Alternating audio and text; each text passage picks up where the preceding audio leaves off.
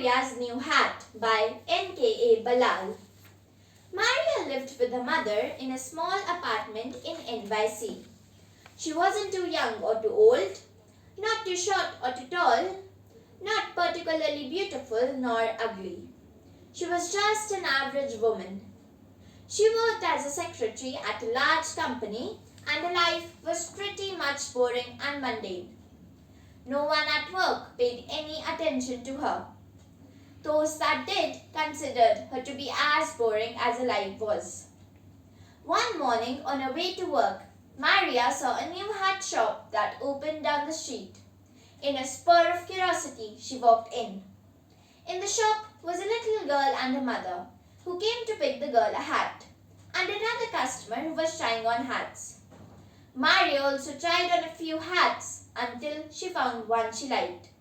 She put it on and it looked nice. First to notice was the little girl.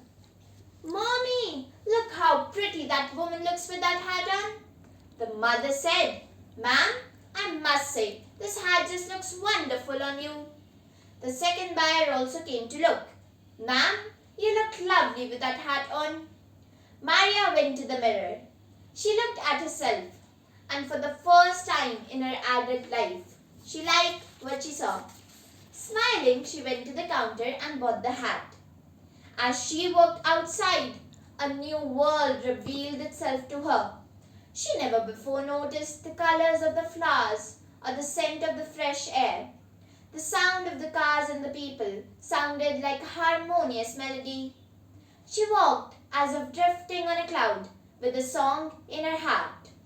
When she passed by the coffee shop she walked by every morning, a handsome man called out to her, "Hey darling, looking good.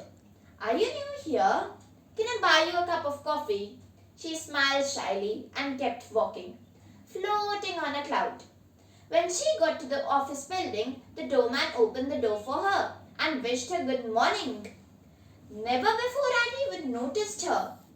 The people in the elevator asked her the floor she needed and pressed the button for her. The people in the office, as if seeing her for the first time, flattered her on how lovely she looked today. The manager asked her out to lunch to talk about how she felt at work. When this magical workday was over, she decided to take a cab home instead of the bus. As soon as she put her hand up, 2 taxis stopped. She took the first one and sat in the back seat, thinking about the miraculous day she had and how her life changed, thanks to the new hat. When she got home, her mom opened the door. The sight of Maria took her breath away.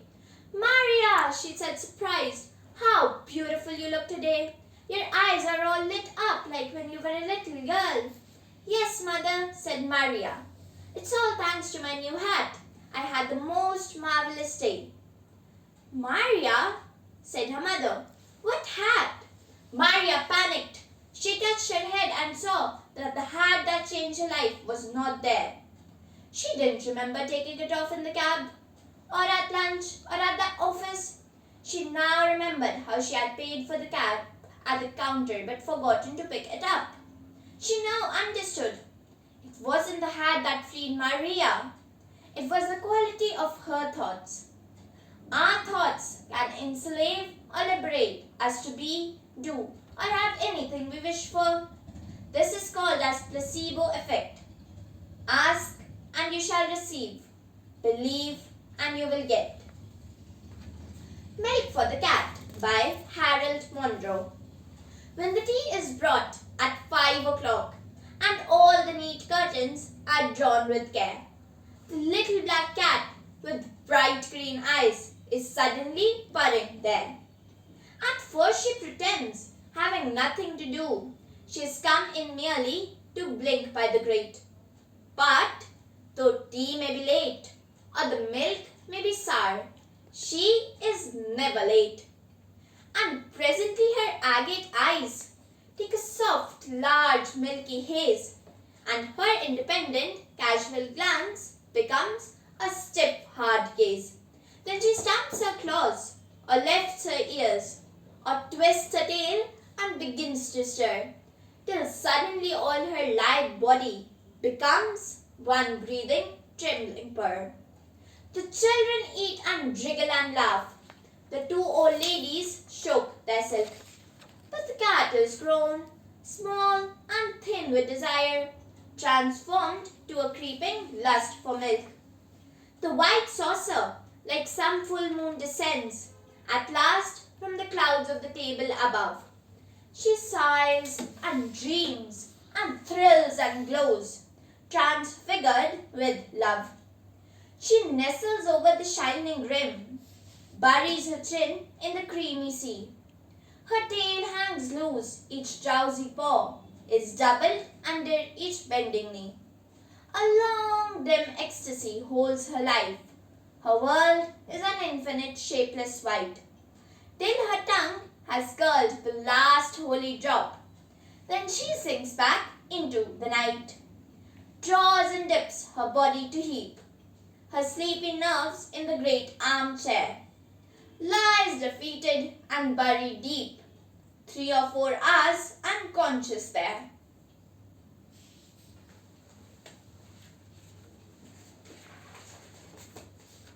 The Story of Little Grain of Wheat by May Bryan. Once upon a time there was a little grain of wheat. It was a tiny brown thing, quite hard and dry.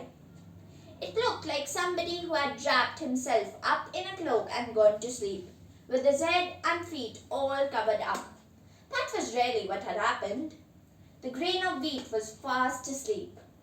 It lay outside a farmyard gate, and a little black ant came along and saw it.